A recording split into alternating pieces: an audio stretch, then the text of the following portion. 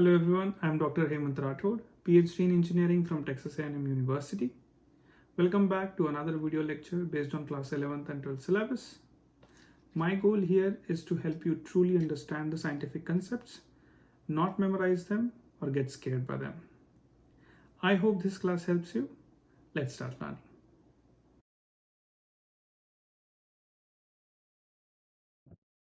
Okay, let's start our next class on laws of motion. And आज हम लोग पढ़ने वाले हैं expression of final velocities after head on collision during elastic collision और फिर loss of kinetic energy in elastic collision and if time permits we can go to collision in 2 dimensions. ठीक है. ओके, सो इसके पहले की क्लास में हमने overall collision देखा था and we saw coefficient of restitution. अगर दो बॉडीज है, इसका मास है m1, इसका मास है m2, वेलोसिटी है u1 और इसकी वेलोसिटी है u2. For example u1 velocity थोड़ी बड़ी करते थे. कोलिजन होगा दोनों का. ये स्टेट को कहेंगे स्टेट ऑफ अप्रोच. ठीक है, ये हो गई स्टेट ऑफ कोलिजन. और फिर इसके बाद कोलिजन के बाद दे विल सेपरेट. इसकी वेलोसिटी रहेगी v2 और इसकी वेलोसिटी रहेगी v1. मास तो सेम ही रहेगा and this state is called separation state. Okay, approach, collision and separation. And जो coefficient of restitution was given as negative of final velocity of second body minus final velocity of initial upon initial velocity of the second body upon initial velocity of the first. Final तो ये हो गया separation, relative separation velocity, relative approach velocity of two bodies, right? Okay, so ये सब देखा था हमने. Or then we understood again there are two types of collision, elastic and inelastic. So elastic और inelastic में major difference क्या है? यहाँ momentum which is equal to mass into velocity is conserved and kinetic energy which is half mv square is also conserved. मतलब पूरे system का initially अगर kinetic energy देखें, मतलब ये दो बॉडीज है, दोनों का काइनेटिक एनर्जी ऐड कर दे तो वो इनिशियल काइनेटिक एनर्जी हो गई सिस्टम की. कोलिजन के बाद अगर फिर इनकी काइनेटिक एनर्जी ऐड करे वो हो गई फाइनल काइनेटिक एनर्जी सिस्टम की. दोनों सेम आएगी इलास्टिक कोलिजन में. बट इन इलास्टिक कोलिजन में काइनेटिक एनर्जी का थोड़ा लॉस हो जाएगा because the collision is in elastic, it is not conserved. मतलब इनिशियली काइनेटिक एनर्जी थोड़ी ज़्यादा रहेगी, कोलिजन में एनर्जी लॉस होगी. फाइनली दोनों बॉडी का कोलिजन के बाद अगर हम लोग काइनेटिक एनर्जी ऐड करेंगे तो हमें ओवरऑल काइनेटिक एनर्जी कम मिलेगी बिकॉज थोड़ी लॉस हो गई है कोलिजन के वक्त. सो काइनेटिक एनर्जी कंजर्व नहीं है. But any type of collision your momentum has to be conserved. Okay, so momentum conservation का इक्वेशन क्या है?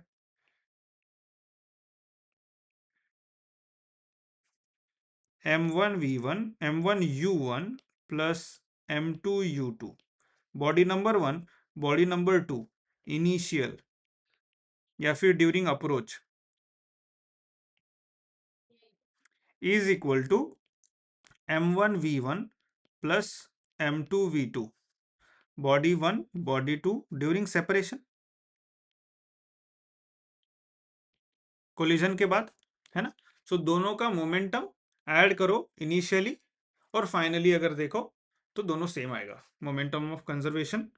And kinetic energy half m1 u1 square plus half m2 u2 square is equal to half m1 v1 square plus half m2 v2 square. So ये हो गया kinetic energy conserve, right. सो हमें दो equation मिले थे, equation number 1 and equation number 2. इस equation को solve करने के बाद मतलब इस इक्वेशन से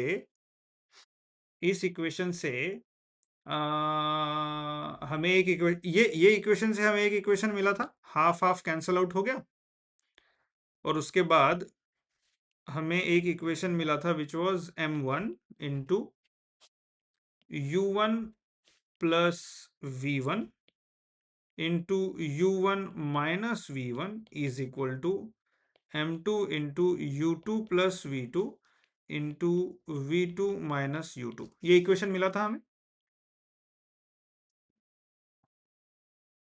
right? Okay, and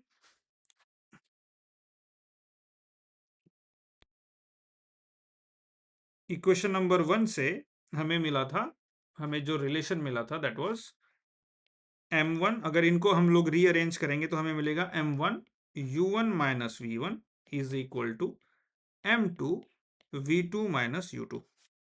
so m1 into u1 minus v1, m1 into u1 minus v1 is equal to m2 into u2 minus, तो ये कैंसल आउट हो जाएंगे ये इक्वेशन में। सो फिर मिला क्या हमें finally, u1 plus v1 is equal to u2 plus v2, right? और फिर इसे हम लोगों ने रीअरेंज किया in the form u2 minus u1 is equal to minus of v2 minus v1, and then दोनों साइड हमने u2 माइनस u1 से डिवाइड किया, यहां आ गया 1, यहां आ गया minus v2 minus v1 upon u2 minus u1 which is equal to e। तो इलास्टिक कोलिजन के लिए e की वैल्यू हमें 1 मिली, राइट? इलास्टिक क्यों? क्योंकि p और काइनेटिक एनर्जी दोनों कंजर्व हो रही थी, ओके? हाँ, ये हो गई इलास्टिक, ठीक है। अभी next is in elastic and then perfectly in elastic. Perfectly in elastic में क्या होता है, इनिशियल दो बॉडीज होते हैं, उनका मास m1 m2, u1 velocity u2 velocity, फिर उसके बाद क्या हो जाता है, ये दोनों बॉडी कोलिजन के बाद साथ में ही जाने लगते हैं, इनकी वेलोसिटी हो जाती है v is equal to v1 equal to v2, दोनों की सेम ही है, मास है m1 और m2। तो ओवरऑल ओवरऑल मास क्या हो गया इनका, देखते हैं देखते हैं। सो ये परफेक्टली इनइलास्टिक है। इस केस में E क्या हो जाएगा, E is v2 minus v1, इस केस में v2 माइनस v1 तो जीरो है, न्यूमरेटर जीरो हो जाएगा, क्योंकि v2 और v1 is equal to v, when we are subtracting to same quantity it is going to be zero. So perfectly inelastic में zero है, और इन इलास्टिक के केस में E की वैल्यू क्या होती है, लेस देन 1, एग्जैक्टली। तो तीन सिनारियोज है, राइट? तीन सिनारियोज हमने देखे थे कब, लास्ट क्लास में, ओके। सो हमें ये पता चल गया अभी, ई का इक्वेशन हमें मिल गया, राइट? अभी हमारे पास दो ऑप्शन है, एक तो इनएलास्टिक बॉडी का कोलिजन का लॉस ऑफ काइनेटिक एनर्जी देखना है, या फिर इलास्टिक कोलिजन का लॉस ऑफ काइनेटिक एनर्जी देखना है। कोई भी एक पहले ले, कोई फर्क नहीं पड़ता, लेकिन उसके पहले एक चीज जरूर देखनी है हमें, जो फाइनल वेलोसिटीज है उनका relation to initial velocities in elastic collision, right?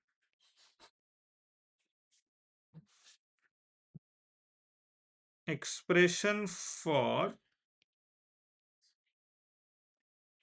final velocities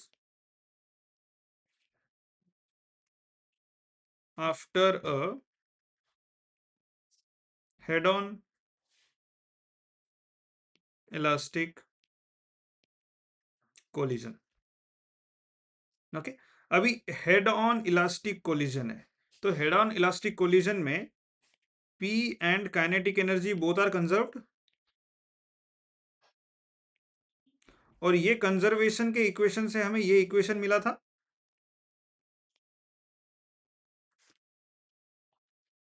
u1 plus v1 equal to u2 plus v2, ये इक्वेशन मिला था कंजर्वेशन का, राइट? अब इस इक्वेशन से हमें कोई भी एक तो v1 का फॉर्म में या फिर v2 के फॉर्म में इक्वेशन को लिख सकते हैं। लेट्स से v2 के फॉर्म में लिख लेते हैं। ओके, v2 के फॉर्म में क्या हो जाएगा, u1 plus v1 minus u2। Okay, अभी ये एक इक्वेशन हमें मिला।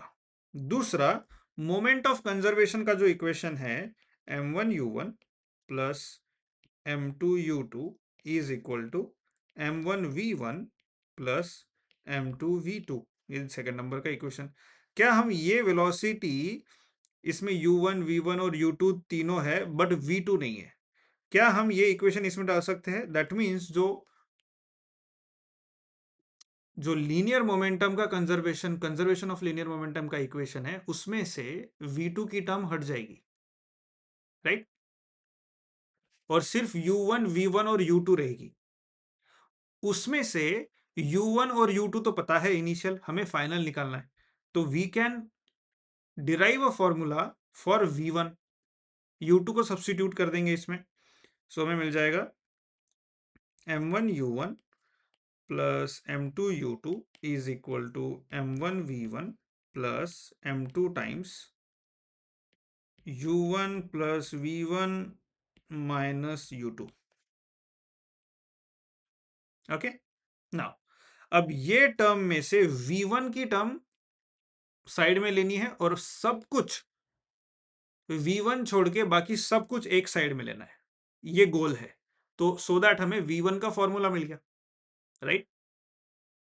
ओके, तो पहले थोड़ा सिंप्लीफाई करते हैं। m1u1 plus m2u2 is equal to m1v1 plus m2u1 plus m2v1 minus m2u2। अब v1 के टर्म्स है ये दो।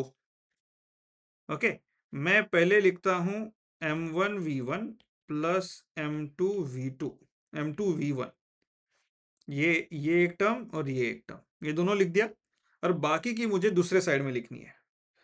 सो m1v1 के अपोजिट साइड में कौन सी टर्म है, m1u1 plus m2 and u2, ये दोनों अपोजिट साइड है, तो वो जैसे कि वैसा लिख दिया मैंने अपोजिट साइड। अभी जो m1v1 और m2v1 के साइड में टर्म्स थी वो दूसरे साइड जाएगी तो माइनस हो जाएगी। सो ये हो गया माइनस m2u1 माइनस का प्लस m2u2। यस और नो? ओके, नाउ हमें लेना है इन the form of u1 and u2। तो यहाँ पे u1 की टर्म्स साथ में लेते हैं और u2 की टर्म्स सेपरेटली साथ में लेते हैं। पहले तो v1 कॉमन निकाल लेते हैं। v1 इसमें से कॉमन निकल गया, m1 plus m2 is equal to u1 की terms m1 minus m2 u1 plus u2 है m2 plus m2 u2, right? Okay, so now v1 is going to be, ये डिवाइड करूंगा मैं इस side, m1 minus m2 by m1 plus m2 times u1 plus m2 plus m2 is 2 times m2, m1 plus m2 times u2। So जो elastic collision हो रहा है, for example ये है मास m1, ये है मास m2, इसकी स्पीड थी स्लो, इसकी स्पीड थी ज्यादा, ये है u1 और ये है u2। कोलिजन हुआ दोनों का, कोलिजन के बाद सेपरेट होने लग गए। अब इसकी स्पीड हो गई थोड़ी ज्यादा v2, इसकी स्पीड हो गई थोड़ी कम v1, m1 एंड m2। अब हमें m1 पता है, m2 पता है, u1 पता है और u2 पता है। फॉर एग्जाम्पल दो बॉडीज एक लाइन में आगे जा रहे और आगे जाके कोलाइड होने वाले, और आपको किसी ने पूछ लिया कि बॉडी नंबर 1 की कोलिजन के बाद वेलोसिटी क्या होगी। इलास्टिक कोलिजन है और बॉडी नंबर 1 की कोलिजन के बाद वेलोसिटी क्या होगी। So this is the equation we will be using. इस इक्वेशन के लिए क्या इंफॉर्मेशन चाहिए हमें, m1 पता होना चाहिए, m2 पता होना चाहिए, u1 पता होना चाहिए और u2 पता होना चाहिए। दैट मीन्स अप्रोच के समय में दोनों की वेलोसिटी और दोनों का मास पता होना चाहिए। सिंपल। ओके, नाउ अभी इसमें से ये जो इक्वेशन लिया था हमने, ये वाला जो जो कहां से मिला था हमें, linear conservation of linear momentum से मिला था, राइट? उसे फिर से लिखेंगे, प्लीज बताइए मुझे वो इक्वेशन क्या था?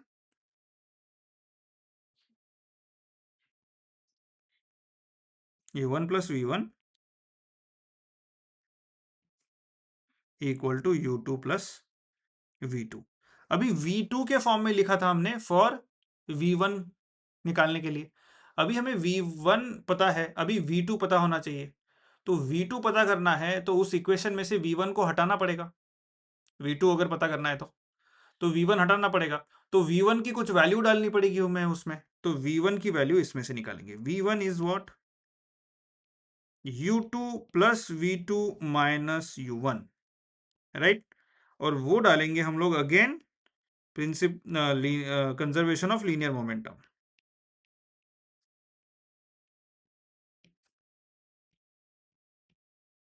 ओके, ये इक्वेशन डालेंगे इसमें। तो ये m1u1 plus m2u2 is equal to m2 times u2 plus v2 minus u1 plus m2 times m2 v2।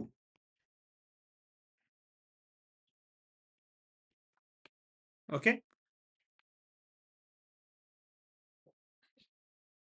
Sorry,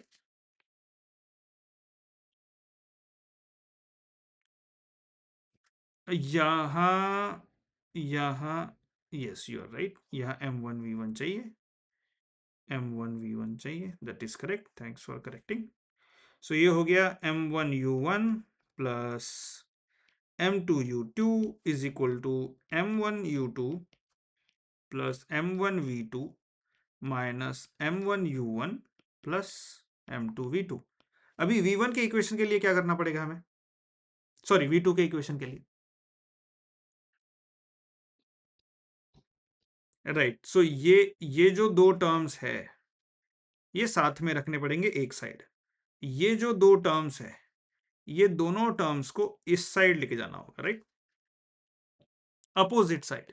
okay, सो मैं पहले m1v1 m1v2 प्लस m2v2 लिख देता हूं। तो ये वाली टर्म और ये वाली टर्म लिख दी, इज इक्वल टू बाकी सब दूसरे साइड वाली टर्म जैसे कि वैसे पहले लिखेंगे, ये दोनों। उसके बाद ये जो दो टर्म है ये दूसरे साइड आ रही है तो प्लस का माइनस हो जाएगा और माइनस का प्लस। सो प्लस का माइनस हुआ m1u2, माइनस का प्लस हुआ m1u1। v2 यहां common, m1 plus m2 is equal to again now u1 और u2 के टर्म सेपरेटली लेके जो कॉमन निकल रहा है 2m1 times u1 plus m2 minus m1 times u2। and now v2 finally is 2m1 times m1 plus m2 times u1 plus m2 minus m1 times m1 plus m2 times u2। Okay, so finally v2 का equation हमें मिल गया और v1 का equation ये रहा, m1 minus m2 by m1 plus m2 times u1 plus 2m2 m1 plus m2 times u2। Okay okay, so ये देखो u1 पहले लिखा है मैंने, u2 पहले लिखा है और ये टर्म्स हो गए उसके, राइट? अभी जस्ट थोड़ा मैथमेटिक्स में जाएंगे जो आपको फिजिक्स में जरूरत है नहीं उस चीज की, बट अगर इसे मैट्रिक्स फॉर्म में लिखना होगा तो ये दो इक्वेशन को कैसे लिखेंगे? v2 v1 is equal to U1 U2 और बीच में एक मैट्रिक्स होगी 2/2, 2m1 m1 plus m2 m2 minus m1 m1 plus m2 m1 minus m2 m1 plus m2 2m2 m1 plus m2 निकाल लो। V2 की वैल्यू चाहिए, ये इसको मल्टीप्लाई करो इससे, ये वाला इक्वेशन मिल जाएगा। V1 की वैल्यू चाहिए, इसको मल्टीप्लाई करो इससे, ये वाला मिल जाएगा। समझ गया? राइट, दो इक्वेशन को मैट्रिक्स फॉर्म में, और ये आपको आता है अच्छे से? यस और नो? ओके ओके, अभी ये इक्वेशन को लेते हैं, ओके, दोनों को, और कुछ केसेस देखते हैं, special cases.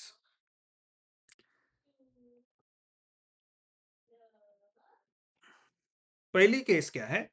If the bodies are of equal masses, दो बॉडीज है, दोनों के इक्वल मासेस है, m m, initial velocity u1, इसकी वेलोसिटी u2, फाइनली दोनों के इक्वल मासेस है। कोलिजन के बाद इसकी वेलोसिटी क्या होगी और इसकी वेलोसिटी क्या होगी? तो वो v1 equal to m1 is equal to m2 is equal to m। Okay, so v1 का इक्वेशन लिखेंगे m1 minus m2 upon m1 plus m2 times u1 plus 2m2 m1 plus m2 times u2। तो v1 मतलब इसकी velocity निकालनी है अभी हमें, v1, और ये हो गई v2, राइट। v1 हो जाएगा m1 माइनस m2, क्या होगा? तो 0 times u1 plus 2m upon नीचे m1 plus m2 again 2m, सो 2m कैंसल आउट, बचा क्या? v1 is equal to u2। मतलब क्या हुआ? जो दूसरे बॉडी की इनिशियल स्पीड थी, अभी वो पहले बॉडी को मिल गई। v1 इक्वल टू u2 हो गया।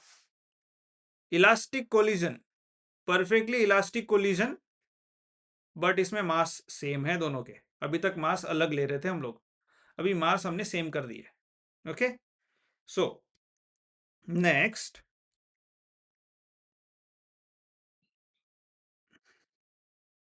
v2, 2m1 upon m1 plus m2 times u1 plus m2 minus m1, m2 minus m1, m2 नहीं नहीं, m2, हाँ, m2 minus m1 upon m1 plus m2 times u2। Okay, अब इसमें m2 minus m1 0 हो गया, और ये क्या हो गया? 2m upon 2m which is just u1 plus 0, so v2 is u1। So second वाले को पहले वाले की initial velocity milli, v2 is u1। ठीक है, अभी यहां पे आपने कभी कहीं देखा होगा कि let's say you are playing something, playing with a ball, यहां पे एक बॉल रखा है जिसकी वेलोसिटी है u2 0, ये बॉल आपके हाथ में है, ठीक है, ये बॉल से आप इस बॉल को मार रहे हो। In some cases what happens is ball number 1 stage here, और जो दूसरे नंबर का बॉल है वो भग जाता है आगे। सो ये जो एग्जांपल है, अब यहां पे ये यहां पे इलास्टिक कोलिजन है क्या? नहीं। इलास्टिक कोलिजन रियल लाइफ में कहां होता है? एटॉमिक स्केल पे ही होता है, right. Most of the collisions are in elastic and very few collisions are perfectly in elastic, but elastic collision बहुत ही कम है रियल लाइफ में।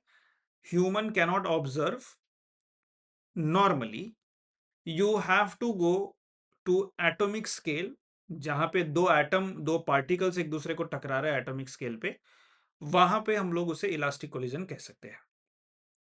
Okay, so this is one simple example कि कैसे पहले बॉल की वेलोसिटी दूसरे बॉल को मिल रही है कोलिजन के बाद। Getting my point?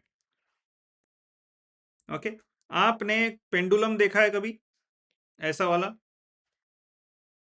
यहाँ बॉल लगा होता है और फिर यहाँ बॉल लगा होता है, और ये बॉल को हम पीछे लेते हैं ऐसे, और फिर रिलीज कर देते हैं। तो जैसे ही ये यहाँ पे जाके टकराता है, ये यहाँ हो जाता है और ये आगे बढ़ने लग जाता है। सो ये ऐसा इनइलास्टिक कोलिजन है जहां E is very close to 1, मतलब इलास्टिक नहीं है, इन इलास्टिक ही है। E लेस देन 1 है, लेकिन 1 के बहुत पास है, तो आपको ऐसा फील होता है कि इलास्टिक ही कोलिजन है, राइट? Okay, yes. सो ये केस आपको समझ में आ गई? ओके, अभी दूसरी केस लेते हैं। दूसरी केस है, if a colliding body is much heavier and the struck body is initially at rest. मतलब बहुत जो बहुत बड़ी बॉडी है, ओके, उसकी वेलोसिटी है u1, और दूसरी बॉडी है, इसका मास है m1, दूसरी बॉडी है m2, इसकी वेलोसिटी ये रेस्ट पे है u2 इक्वल टू 0। अब ये इतनी बड़ी बॉडी उसके डायरेक्शन में आ रही जोर से, ठीक है?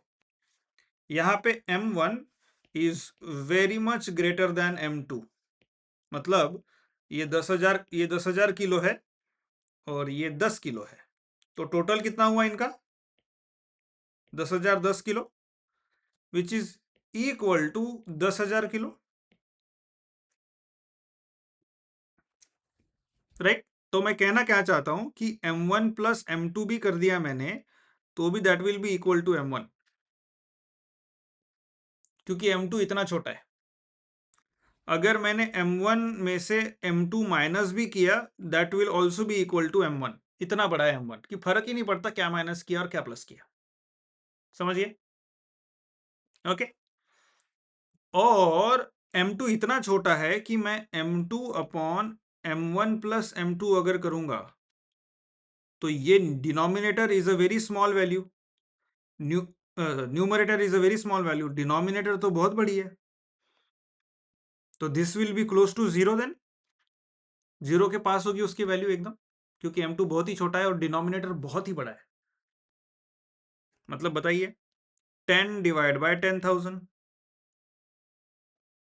Is 0.001, close to 0, right? Yes. So ये हो गया प्रॉब्लम स्टेटमेंट हमारा। नाउ हमें v1 और v2 निकालना है। सो v1 is m1 minus m2 upon m1 plus m2 times u1 plus 2m2 upon m1 plus m2 times u2। इसमें क्या होगा? m1 minus m2 will be what? m1, और m1 plus m2 will also be equal to m1 times u1, okay, plus 2 times m2 upon m1 plus m2। इसकी value क्या होगी? m2 छोटी सी body divide by m1 बड़ी body, m1 plus m2 which is m1, will be close to 0, 0 times u2। So आपका v1 is approximately equal to u1, approximately 99.99%, right? इसका मतलब क्या है कि ये जो बॉडी u1 से जा रही थी, अब कोलिजन के बाद भी वो v1 अप्रोक्सीमेटली u1 से ही जा रही है, उसको ज्यादा फर्क ही नहीं पड़ा, राइट? बट ये जो बॉडी पहले रेस्ट पे थी, अभी इसकी v2 क्या है वो देखते हैं। क्यों निकाल रहे हैं हम लोग v1 और v2? बहुत बड़ा मास और बहुत छोटा मास दोनों अगर कोलाइड होते हैं तो उनकी वेलोसिटीज को क्या होता है? क्या लगता है आपको?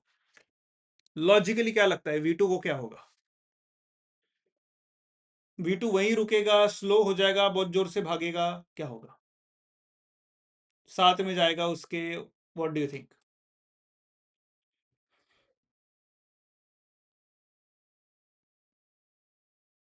बहुत जोर से भागेगा आगे। ओके, लेट्स सी मैथमेटिक्स क्या कहता है। Now v2 is 2 times m1 upon m1 plus m2 times u1 plus m2 minus m1 upon m1 plus m2 times u2। Okay, now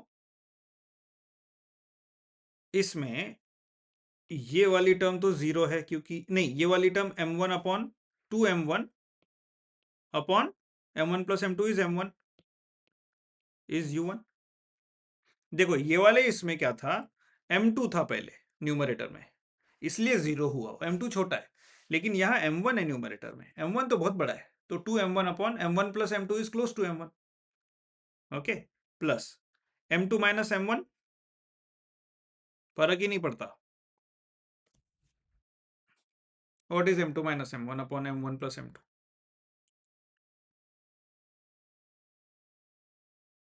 right, और u2 क्या है ये बताइए पहले। Body was at rest, that small body u2, so ये तो zero ही हो गया। So v2 becomes 2 times u1। तो वो जो बॉल भागा वो इसकी वेलोसिटी थी u1, बॉल जो भाग रहा है v2 वो बड़े मास के डबल वेलोसिटी से भाग रहा है, 2 टाइम्स u1। देखिए 2 टाइम्स u1, v1 को फर्क ही नहीं हुआ, मतलब जो बड़ा मास था उसको फर्क ही नहीं हुआ, लेकिन जो छोटा मास था वो u2 इक्वल टू जीरो था। अभी छोटा मास कोलिजन के बाद u2 v2 equal to 2 times u1 हो गया, 2 टाइम्स जोर से भाग रहा है वो बड़े बॉडी से। सो ये है elastic collision with different masses when what happens to their velocity।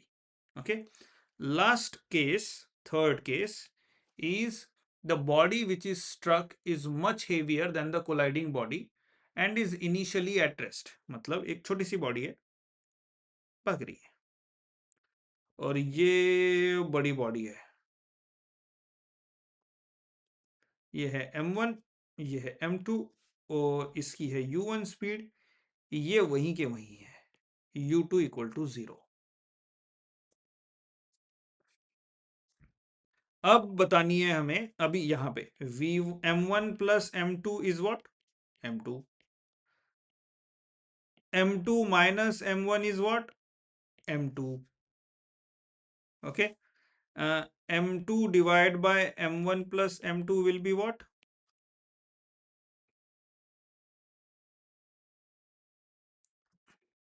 m2 by m2 is 1, m1 divided by m1 plus m2 will be what, 0, almost close to 0, right? Okay, चलो देखते हैं। अभी v1 will be m1 minus m2 by m1 plus m2 times u1 plus 2m2 upon m1 plus m2 times u2। v1 मतलब छोटे body की collision के बाद speed, बराबर। इस केस में ना v1 is equal to m1 minus m2, m1 minus m2 को minus of m2 minus m1 लिख सकता हूं मैं, डिवाइड बाय नीचे m1 प्लस m2 को m2 प्लस m1 ऐसे लिख सकता हूं मैं, चलेगा, u1 प्लस, अब ये जो m2 है 2m2, 2m2 डिवाइड बाय नीचे m1 plus m2 is again m2 times u2, लेकिन u2 तो जीरो है, बड़ा मास तो जीरो है, तो ये तो जीरो ही हो गया टर्म पूरी, कुछ भी कर लो। सो v1 बचा minus m2 minus m1 is what, m2। अब m1 माइनस m2 क्या होता, माइनस m2 होता, m2 minus m1 is m2, m2 minus m1 is m2, but m1 minus m2 minus m2।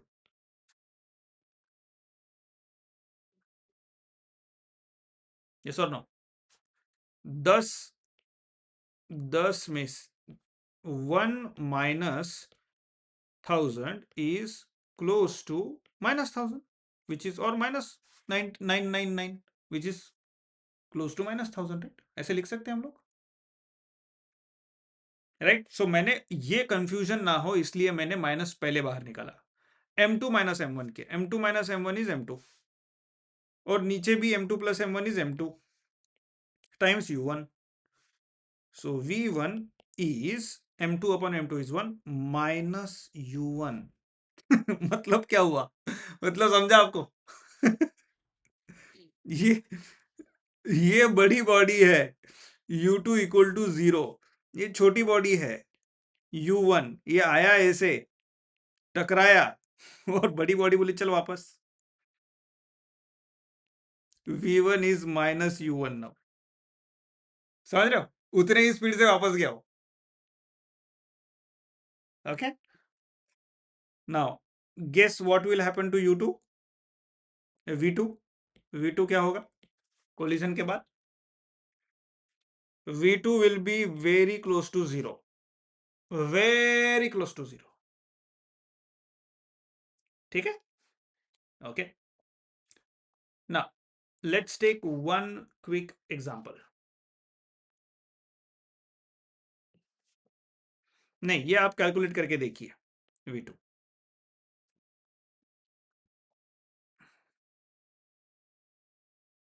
या ट्राई करो, पॉज करो video, रुक जाओ, try करो, v2 निकाल के देखिए. Okay, so let's go on to next numerical. Example 4.6. One marble collides head on with another identical marble at rest. जो हमने एग्जाम्पल दिया था, मार्बल, आइडेंटिकल मार्बल, मास m, इसकी वेलोसिटी u1, इसकी velocity u2 is 0. This is at rest. If the collision is partially inelastic, collision कैसा है?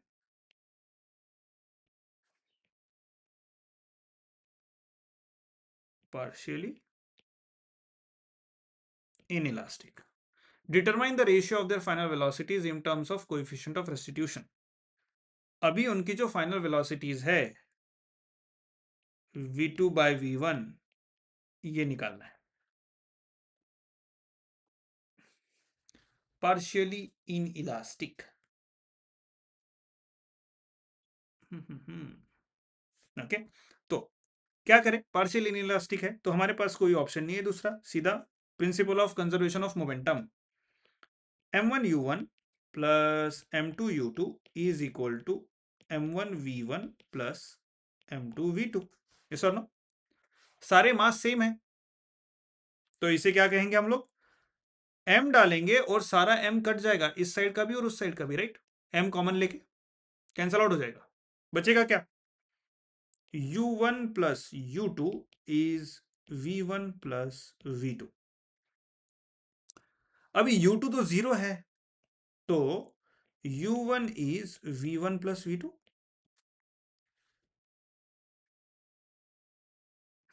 Okay, equation number 1. दूसरा equation, coefficient of restitution क्या है? v2 minus v1 upon u2 minus u1. Okay, यहां पे भी v2 minus v1 minus divide by u2 0 है minus u1. Okay, अब ये माइनस माइनस कैंसल आउट हो जाएगा तो मिलेगा क्या मुझे? v2 minus v1 is equal to e times u1.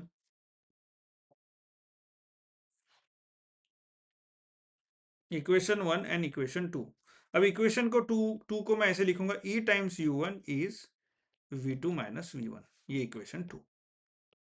Okay, अब ये दो इक्वेशन मिल गए मुझे, let's divide those two equations. Okay, या फिर u1 की वैल्यू इसमें पुट कर दो. चलो, किताब में डिवाइड किया है हमने, u1 की वैल्यू इसमें पुट करेंगे. u1 क्या है? v2 plus v1 is equal to v2 minus v1. So आपका e क्या हो गया? v2 minus v1 bye v2 plus v1. अभी इससे हमें V2/V1 कैसे निकालना है?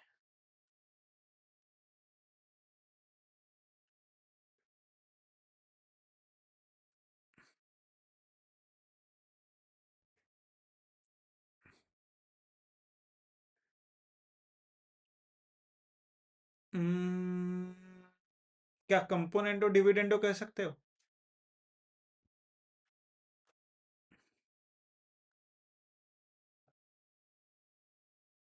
कर सकते हैं कंपोनेंटो and dividendo?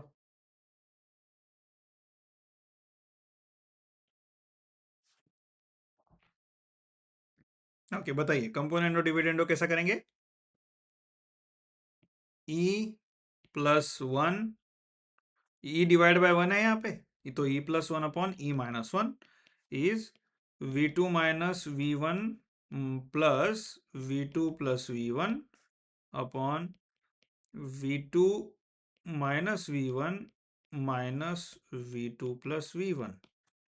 So E +1 upon E -1 is, ये V1 cancel out, 2 times V2 upon, यहाँ क्या कैंसल आउट होगा? V1 नहीं, यहाँ कैलकुलेंस होगा V2, right? Say that again,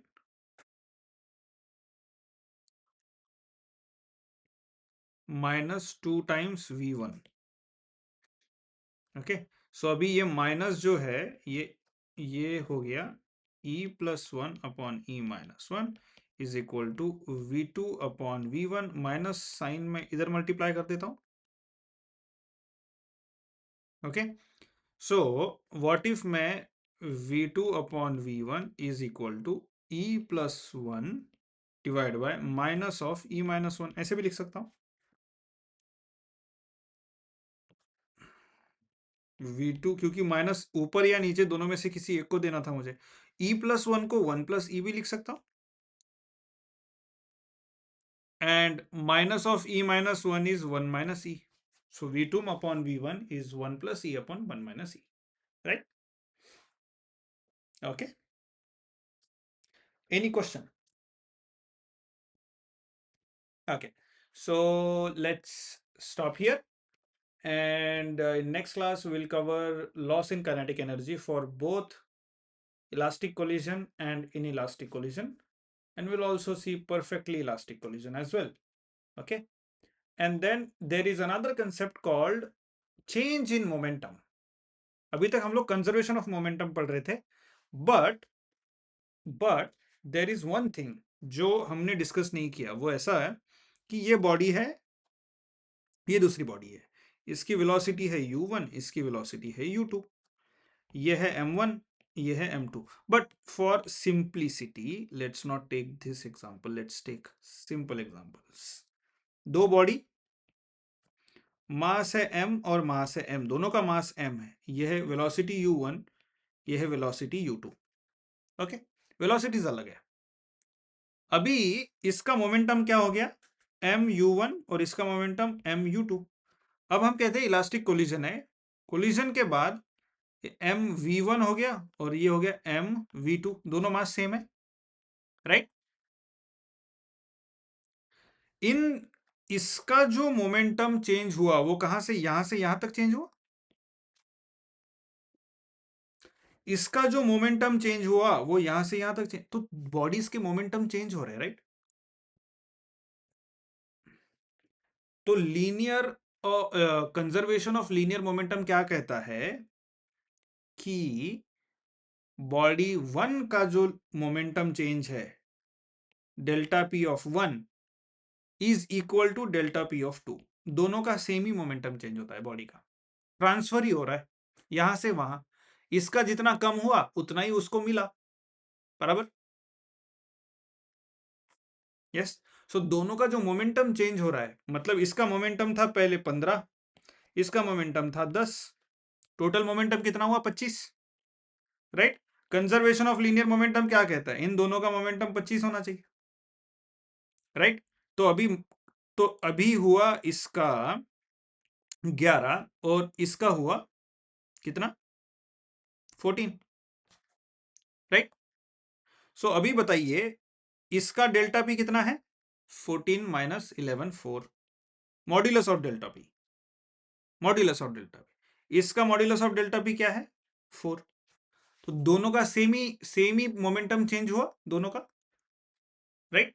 एक गया 15 से 11, एक का 4 से कम हुआ, उतना ही दूसरे का बढ़ा। तो मैं क्या बोल रहा था कि मोमेंटम एक बॉडी से दूसरे बॉडी पे ट्रांसफर हुआ।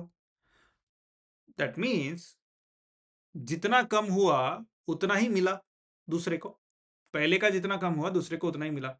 सो इसे कहते हैं इंपल्स और change in momenta of the bodies. So पहले बॉडी का मोमेंटा, चेंज इन मोमेंटा या फिर impulse is same as the change in momenta of the second body. तो उसे कहते हैं J is called your impulse, modulus of J is equal to delta P1 का modulus is equal to delta P2 का modulus. Okay, और delta P1 क्या है? M1U1 minus, sorry M1V1 minus M1U1, body 1 का final momentum minus initial momentum. आप conservation of linear momentum बोल रहे थे।